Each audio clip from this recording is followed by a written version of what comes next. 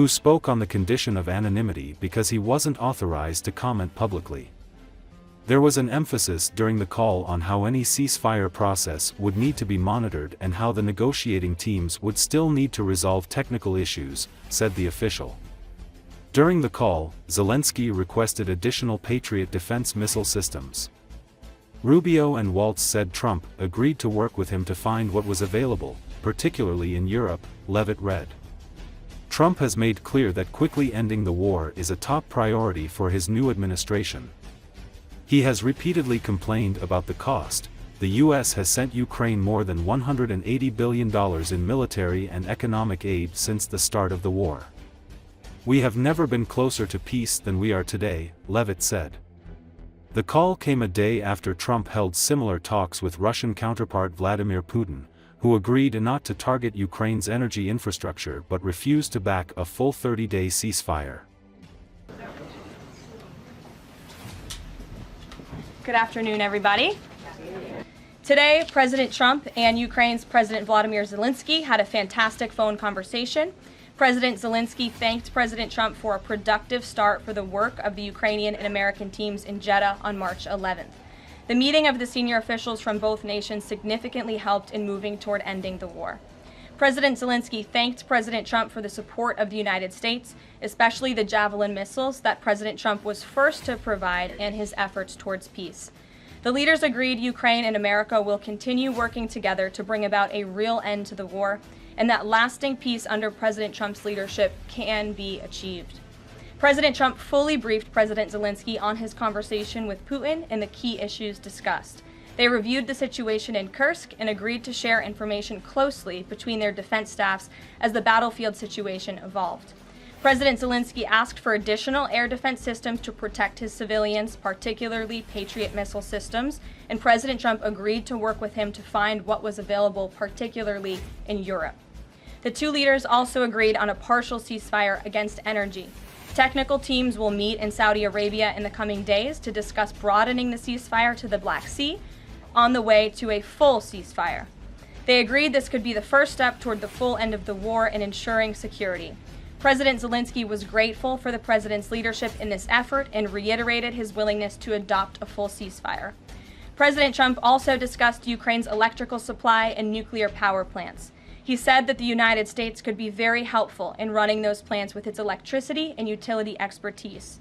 American ownership of those plants would be the best protection for that infrastructure and support for Ukrainian energy infrastructure. President Zelensky also thanked President Trump for continuing to push humanitarian concerns, including the exchange of prisoners of war. He noted they had just had a successful exchange and thanked the president for his leadership on that.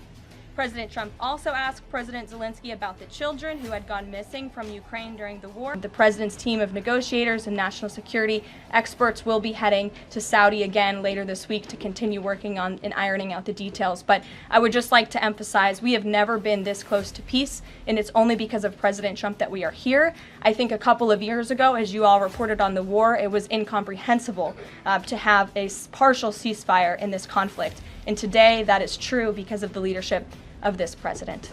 Mary. They agreed to closely share information between their defense staffs. Does that mean all intelligence sharing will continue? So the White House is rejecting Russia's request.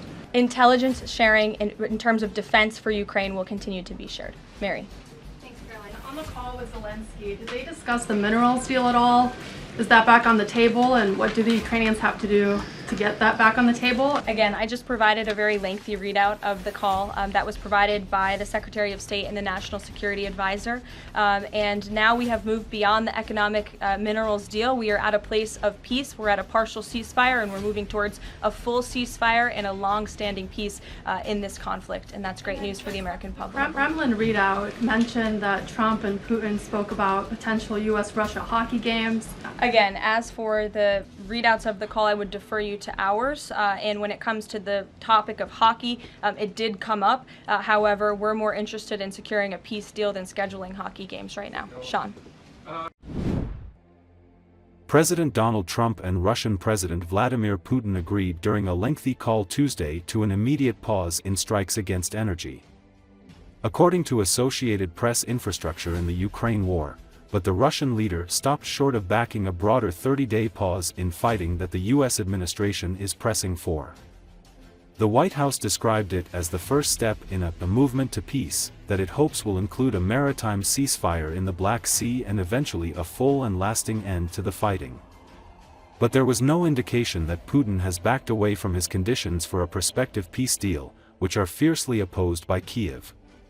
And shortly after the call ended, air raid alerts sounded in Kiev, followed by explosions in the city. Local officials urged people to seek shelter. Putin during the call reiterated his demand for an end to foreign military and intelligence assistance to Ukraine, according to the Kremlin. Trump, though, denied that the subject came up during an interview with Fox News on Tuesday. "We didn't talk about aid," Trump said. "We didn't talk about aid at all." Trump on Tuesday again underscored his view that Ukraine is not in a strong negotiating position. He said Russian forces have surrounded Ukrainian troops in Russia's Kursk region, amplifying an assertion made by Russian officials that's been disputed by Zelensky. "They are nicely encircled, and that's not good," said Trump, according to excerpts of an interview on Fox News Channel's Ingram Angle. "And we want to get it over with." Russia has the advantage, as you know. They have encircled about 2,500 soldiers. They're nicely encircled, and that's not good. And we want to get it over with. Look, we're doing this. There are no Americans involved. There could be if we end up in World War III over this, which is so ridiculous. But, you know, strange things happen. And I think we had a great call. It lasted almost 2 hours.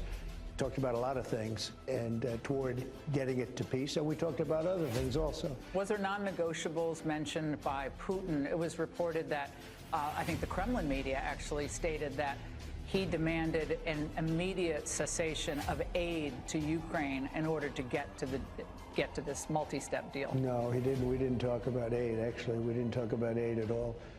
We talked about a lot of things, but aid was never discussed.